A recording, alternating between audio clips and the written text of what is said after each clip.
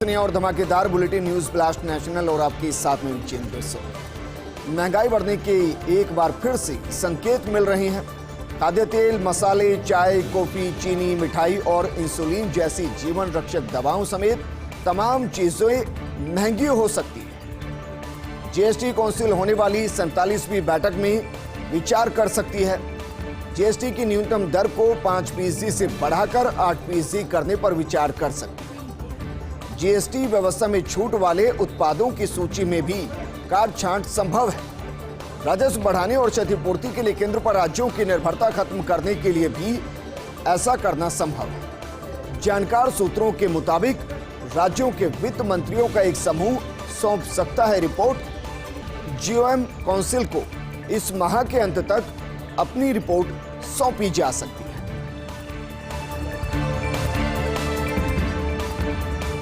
Microsoft ने भारत में अपने नए क्लाउड डेटा सेंटर की घोषणा की है।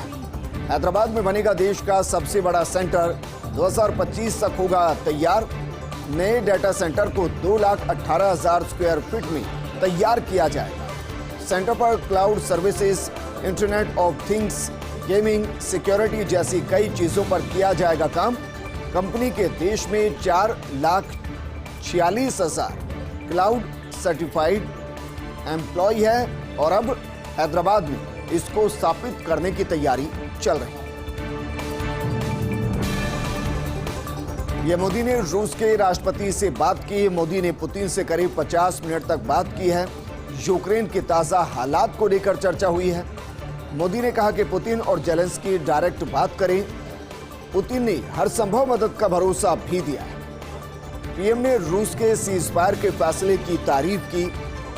इससे पहले पीएम ने जेलेंस्की से भी बातचीत की थी और इस दौरान कई देश ऐसे हैं जो लगातार मध्यस्थता चाहते हैं, जो चाहते हैं कि इस युद्ध का सॉल्यूशन हो, इस युद्ध पर विराम लगे, ताकि दुनिया के अंदर जो संकट के बादल गहरा रहे हैं, फिर चाहे वो अर्थव्यवस्था को लेकर हो, महंगाई को लेकर हो या फिर परमाणु युद्ध की आशंका को लेकर हो, दुनिया चाहती है कि इससे संकट के बादल हटे और उसके लिए जरूरी है कि जेलेंस्की और पुतिन दोनों एक टेबल पर आकर बात करें।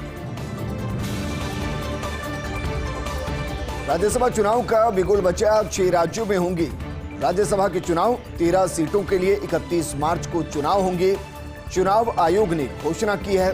पंजाब में 5, केरल में 3, असम में 2, हिमाचल, त्रिपुरा और नागालैंड में 1-1 सीट पर चुनाव होंगे।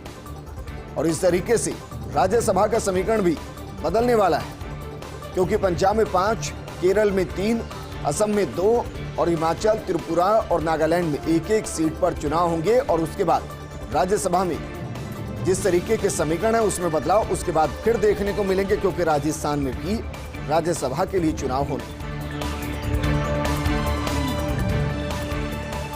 सुप्रीम कोर्ट में यूपीएससी परीक्षार्थियों की याचिका। यूपीएससी ने जवाब पेश करने के लिए मांगा 2 सप्ताह का समय। कोविड-19 के चलते नहीं दे पाए विद्यार्थी परीक्षा। अतिरिक्त अवसर की मांग करते हुए दायर की गई थी याचिका, जिस पर यूपीएससी ने जवाब पेश करने के लिए मांगा 2 सप्ताह का समय। Justice AM Khanwilkar, justice Ravi Kumar की खंडपीठ ने आदेश दिए। 2 सप्ताह का समय देते हुए यूपीएससी को जवाब पेश करने का निर्देश सुप्रीम कोर्ट की तरफ से दिया गया। सेवानिवृत्त आईएएस भास्कर खुल्बे का बढ़ सकता है कार्यकाल।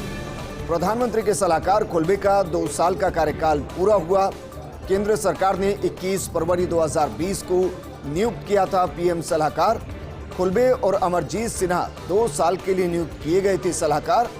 चूंकि 20 फरवरी 2022 को समाप्त हो गया था खुल्बे का कार्यकाल, इसलिए उनका नाम वेबसाइट पर पीएमओ अधिकारियों की सूची से हटा दिया गया है।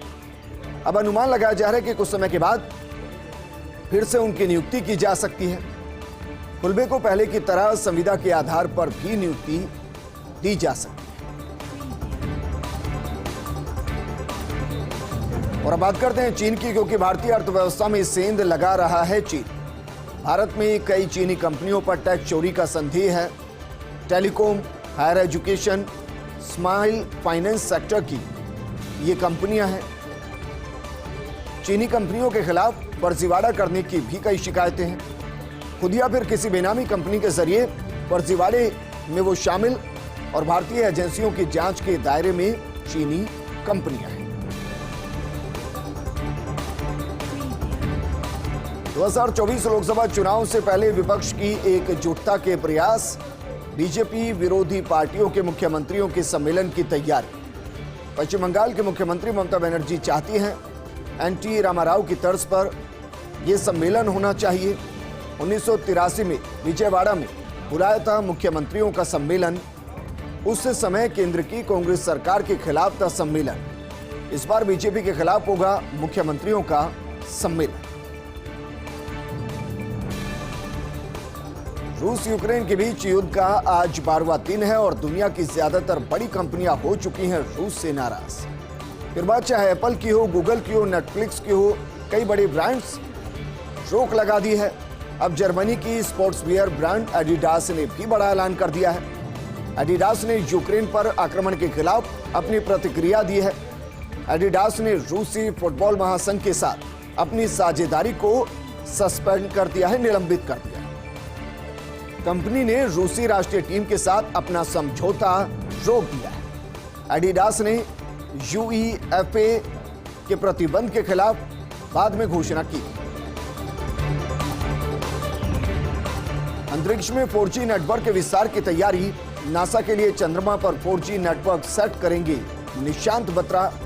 नासा ने अक्टूबर 2020 में नोकिया को सौंपा प्रोजेक्ट। नोकिया के global head of strategy and technology है बत्रा। दिल्ली के मध्यम वर्गीय परिवार में जन्मी निशांत बत्रा नासा की आर्टेमिस मून लैंडिंग प्रोग्राम से जुड़े और उसके साथ लगातार काम करते रहे। देवी अहिल्या विश्वविद्यालय इंदौर से कंप्यूटर स्नातक है निशांत बत्रा। बाद में कंप्यूटर साइंस पढ़ने अमेरिका चले गए थे निशांत बत्रा। अंतरिक्ष में 4G नेटवर्क के विस्तार में बत्रा एक महत्वपूर्ण भूमिका निभाने वाले। IIFA अवार्ड के 22वें सीजन का होगा आयोजन। आईफा अवार्ड का 22वां सीजन 20-21 मई से अबू धाबी में आयोजित होगा। आईफा अवार्ड को अभिनेता सलमान खान होस्ट करेंगे। वरुण धवन की होगी स्पेशल परफॉर्मेंस। अबू धाबी के यस आइलैंड पर होगा यह आयोजन और समारोह के आयोजक ऑनलाइन टिकट की बिक्री 8 मार्च से शुरू होगी, यानी कि कल से शुरू होगी। रूस यूक्रेन युद्ध के चलते शेयर बाजार में भारी गिरावट। आज लाल निशान पर खुलने के बाद दोनों सूचकांक गिरावट के बाद बंद हुए हैं। सेंसेक्स 1491 अंकों की गिरावट के साथ 52,843 के अंक पर बंद हुआ।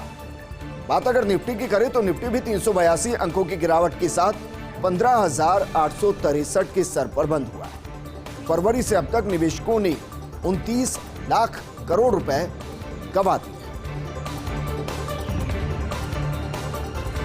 और अब बात करते हैं क्रिकेटर राहुल चहर की, जो जल्द परिणय सूत्र में बंधेंगे। 9 मार्च को गोवा में मंगेतर ईशानी के साथ 7 फेरे लेंगे। 2019 में बेंगलुरु की फैशन डिजाइनर ईशानी के साथ सगाई की थी। आगरा के रहने वाले हैं गेंदबाज राहुल चहर। शादी के लिए गोवा पहुंच चुका है राहुल का परिवार और 12 मार्च को ताज नगरी आगरा में रिसेप्शन होगा। भारत के लिए अब तक 1 one day 5 T20 match Rahul Chahar खेल चुके हैं। बुलेटिन में खबरों का सिलसिला लगातार जारी है, लेकिन यहां रुकेंगे एक छोटे से ब्रेक के लिए। जल्द हाजिर होंगे।